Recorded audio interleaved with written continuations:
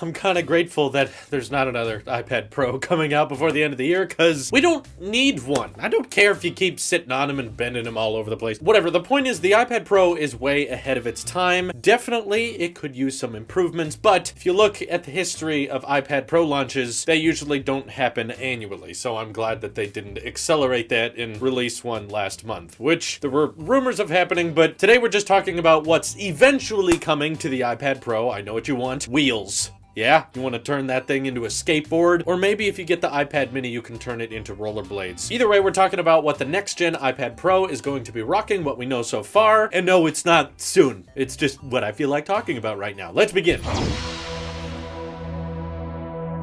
So for a long time, a lot of people were just absolutely convinced that the absolutely loved gas burner stove configuration of cameras was going to be on the next-gen iPad Pro, and for a long time, pretty reliable leakers were saying that was coming in October. But that time has come and gone. We're well into November now, and even on the last Apple earnings call, they basically concluded that there would not be any more iPad Pros this year, squashing that rumor like a beetle under a boot, and now we know that there won't be new iPad Pros until next year. Unless, of course, Apple does something weird again. They're kind of acting weird a lot lately, but unlikely that there would be another iPad Pro launch before the next year, but we're still getting rumors and reports. So for one, that triple camera rumor has kind of formulated into something else, which is now that perhaps the next-gen iPad Pro will be rocking a time-of-flight sensor. This is supposed to help with 3D mapping, and the reason I'm not completely convinced by this report is this doesn't sound like something Apple would want to demo with the iPad. The time-of-flight sensor could be helpful with photography and portrait mode, or perhaps some type of augmented reality feature, but it does seem like the kind of thing Apple would want a flagship showcase with the new gen iPhones in 2020, which several other leakers have also said. The 2020 iPhones are supposed to have that time of flight sensor, so even more dots on that giant square on the back are coming. Yeah, and yeah, shut up. I know Apple would not be the first company to rock time of flight sensors. Other companies have done that before. Good job. You can read. I'm very proud of you. The point is, I don't think this is the type of feature that they would want to showcase on the iPad first, but who knows? Maybe because they're not really sure how the iPad Pro can currently become more pro. There's not really a lot of issues with it. Even people that aren't really big fans of iPhone seem to be very happy with the iPad. I mean, when it comes to iPhone features, half of them are always things that are already on the iPad Pros. People want USB-C and people want ProMotion. We've had that for a year now on the iPad Pro. Over a year old now. People want Face ID to work from sideways or upside down, which can already happen on the iPad Pro. Though, I do completely agree, given the number of people who use the smart keyboard with the iPad and how often we use smart folio cases or use it in landscape mode, it would probably be in Apple's best interest to move the Face ID sensors to the longer side of the iPad so that when we pick it up or when we first open it, our hands aren't always covering the Face ID sensor. Hopefully they do that at the next one, because from what we're hearing so far, next gen iPad Pro is not going to be a redesign. So if you were hoping for somehow even thinner bezels that your hands would probably set off all the time accidentally anyway, sorry. I bet the only redesign they'll make is beef up that aluminum so that it can stand a better chance against Zach's forearms on Jerry Rig Everything. But even if they improve the aluminum, he's still gonna bend it, guys. Just don't bend the iPad. So design-wise, you probably shouldn't expect that much to change. Perhaps the time of flight sensor will allow them to keep one lens on the back of the iPad Pro, but also retain some portrait mode capabilities, like the iPhone XR with its single lens in portrait mode. But for whatever reason, they didn't want to add that to the iPad. Like, the iPad Pro has portrait mode on the front-facing camera with its depth sensors, but when it came to the rear-facing, they were like, no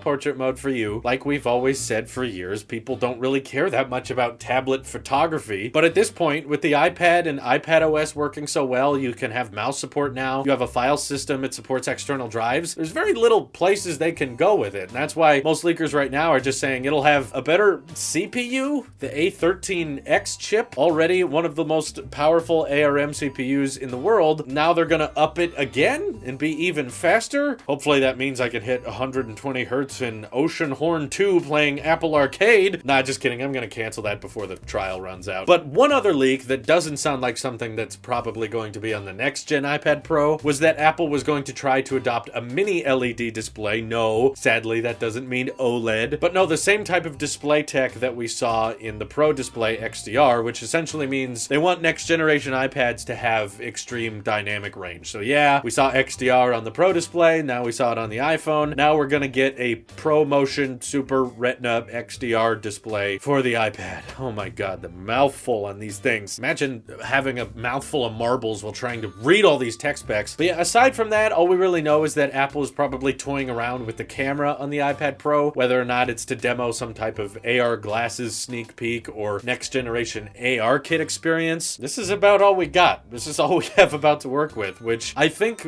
more so than it speaks to the next gen iPad Pro not being a major refresh, it actually says a lot more about last year's iPad Pro, which just had its first birthday and it still has a ton of things that people love and are unmatched by competitors, and that people are desperately crying and praying to Tim Apple every night at their altar of AirPods that they will take things from the iPad Pro and put it on the iPhone. I want the squared off design. I want ProMotion. I want USB-C. I want 18-watt charge brick included, which I guess they did that with the Pro iPhones. But let's just hope that in 2020 we actually get some more affordable iPads that still have gesture control, USB-C, Face ID that aren't in the Pro category. Like if they updated the iPad Air next year and maybe it doesn't have a ProMotion display, but it does have USB-C and it does have Face ID. I think that would be a top seller. Or maybe if you made an iPad mini version, but it still had that same iPad Pro design scheme. We used to talk about that coming out months ago, and it never really did. I think that could potentially sell really well if they just, kind of like they've done with the iPhone lineup and made the Face ID and gesture control more of the norm, more of the mainstream. If they could do that with the iPad lineup too, I think they could have a far more consistent and a lot more enjoyable lineup for everyday people who are looking to upgrade to the iPad. USB-C, all the things, please. You've already done it with some of the iPads, just gotta,